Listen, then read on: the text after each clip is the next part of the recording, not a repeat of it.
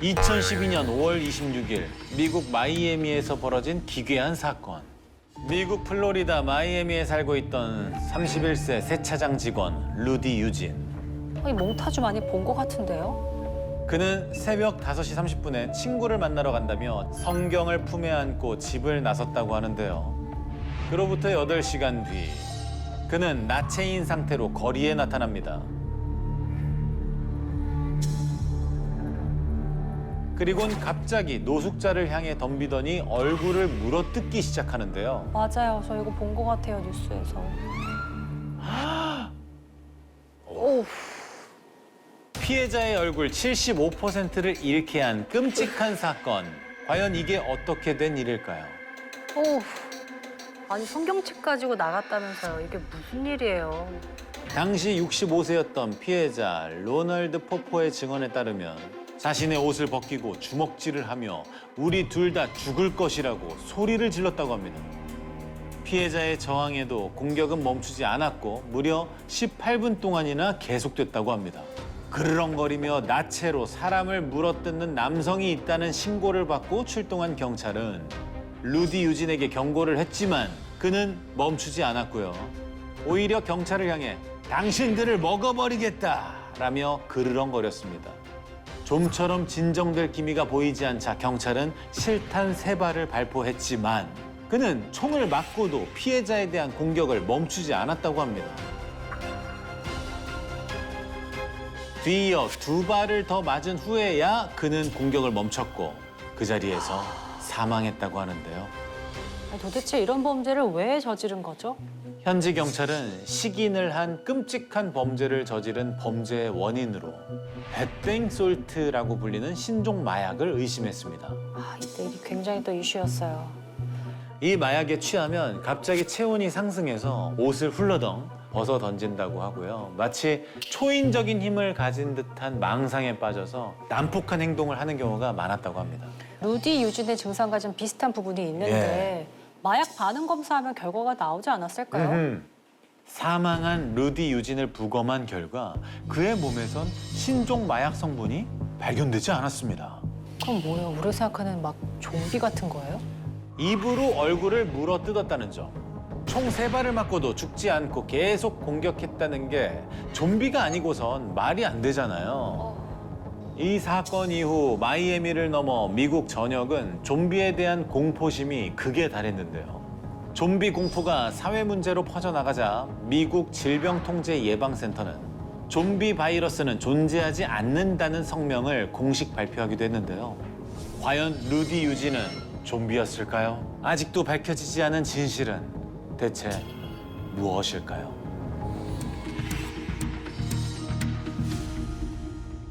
(2016년 7월 8일) 18세 소년 마이크 만솔트는 처음으로 가족과 떨어져 몰타로 여행을 떠났습니다. 몰타는 아름다운 자연경관으로 많은 휴양객이 찾는 곳이지만 조세 피난처이자 돈 세탁을 하는 곳으로도 유명합니다. 18살이면 혼자 여행하기에는 아직 어린 것 같은데.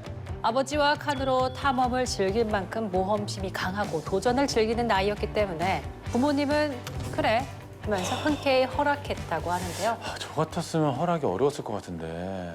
하지만 실은 여자친구와 함께 시간을 보낼 계획이었다고 하죠. 야, 이건 또 못 참죠, 연애는. 뭐 사실 고딩 때 다 그러는 거 아니겠습니까? 저도 이제 고등학교 때부터 이성 교제를 시작했기 때문에 저 마음이 그래도 이해가 되는데. 그때 이제 관심이 많아질 나이죠. 그럼요. 네. 지영 씨는 고딩 때 어떻게? 전 사실 딱히 관심이 없었어요.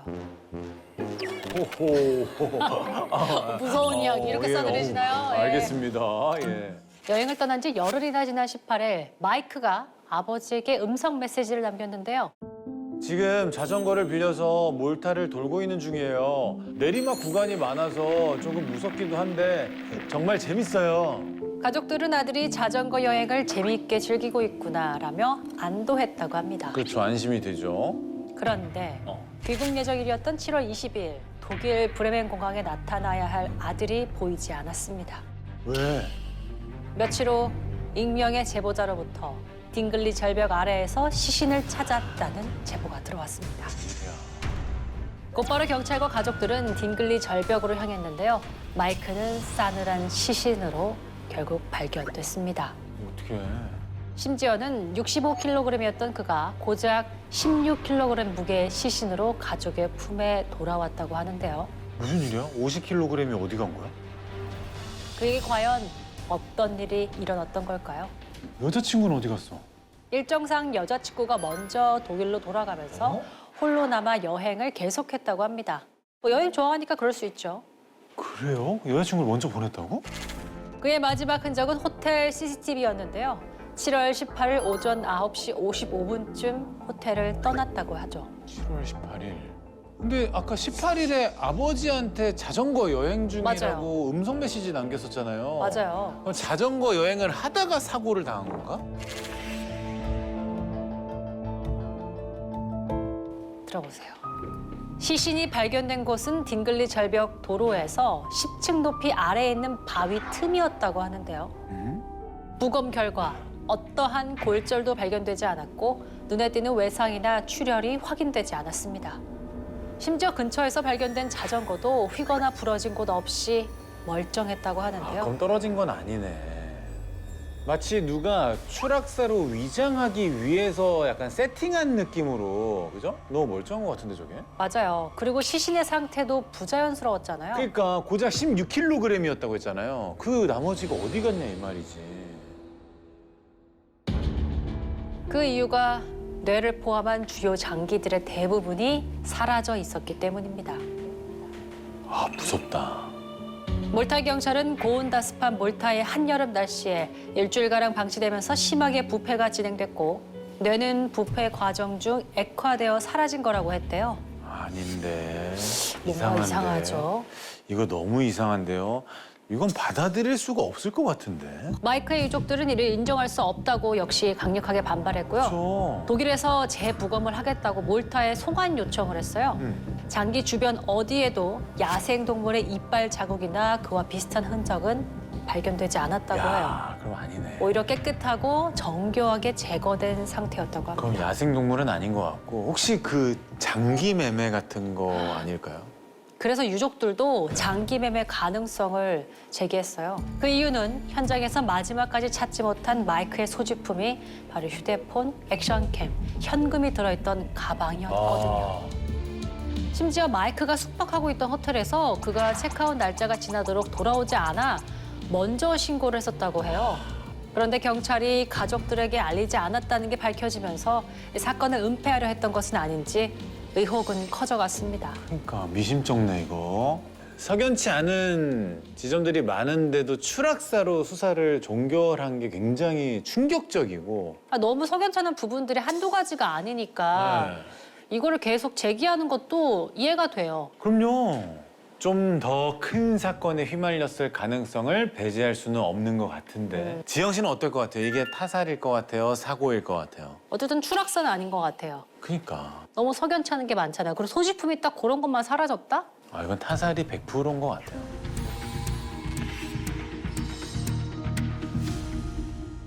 (2000년 11월) 미국 워싱턴주 타코마. 당시 19살이었던 수자는 파티에서 5살 연상인 조 씨를 만나 사랑에 빠졌습니다. 사랑이 빠르게 불타오른 두 사람은 연애를 시작한 지 6개월도 채 되지 않은 2001년 4월 결혼식을 올렸는데요. 굉장히 빨리 했죠. 굉장히 어린 나이인데요, 또. 찰스와 브레이든 아들 둘을 키우며 알콩달콩 살고 있었죠. 2009년 12월 7일 평소라면 수잔이 아이들을 자전거에 태워 어린이집에 데리고 올 시간인데 나타나지 않자 어린이집에선 연락을 시도했는데요. 수잔, 조 씨 모두 부재 중인 데다 둘의 회사에도 연락을 시도했지만 모두 무단 결근 중이라는 대답만 돌아왔습니다. 이게 무슨 일이야?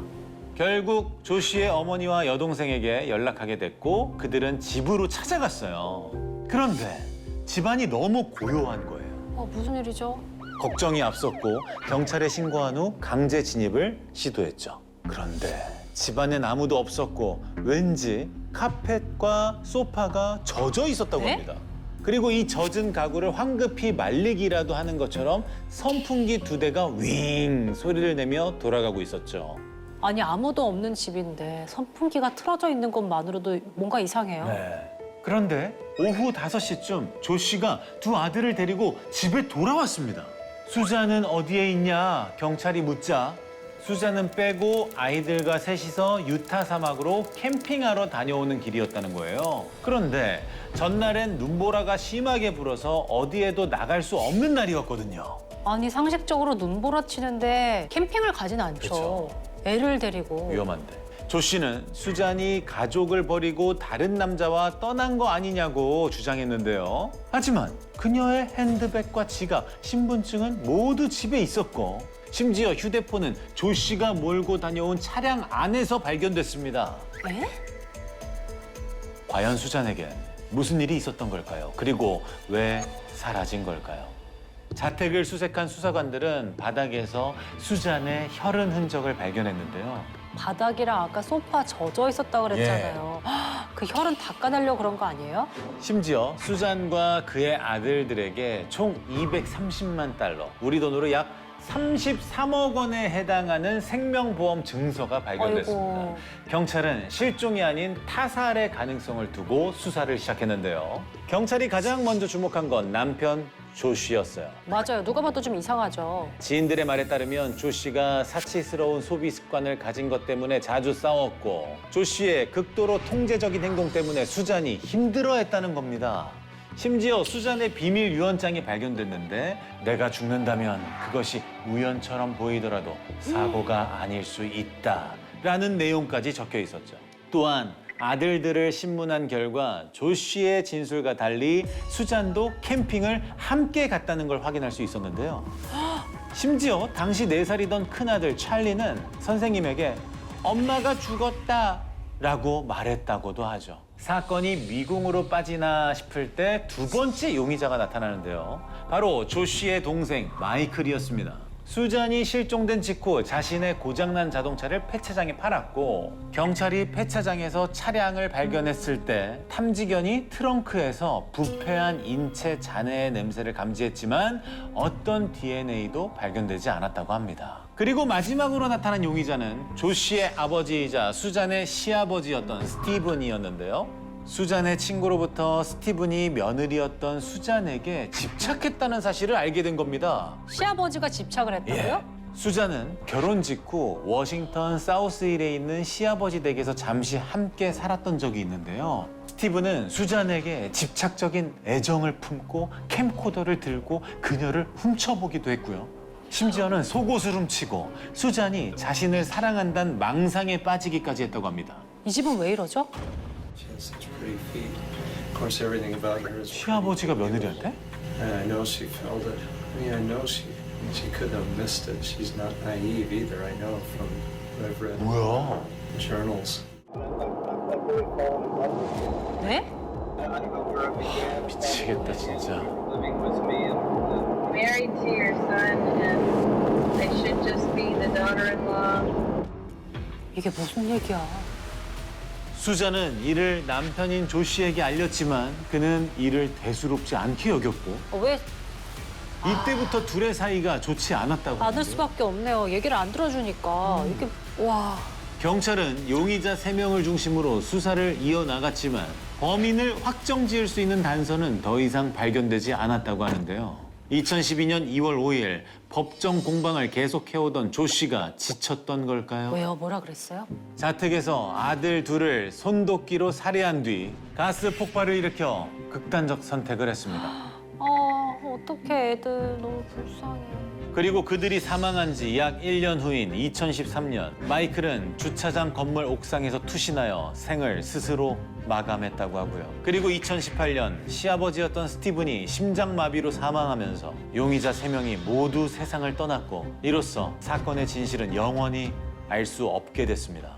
진짜 용의자들이 진짜 모두 사망해서 진실을 알 수 없지만 뭐 내용 들어봤을 때 사실 이 셋 중에 누가 죽였다고 해도 만약 이상하지 죽였다면 이상하지가 않아요. 네. 아, 진짜 최악이네요. 네. 미제로 남은 사건이지만 진실이 밝혀지길 바랍니다.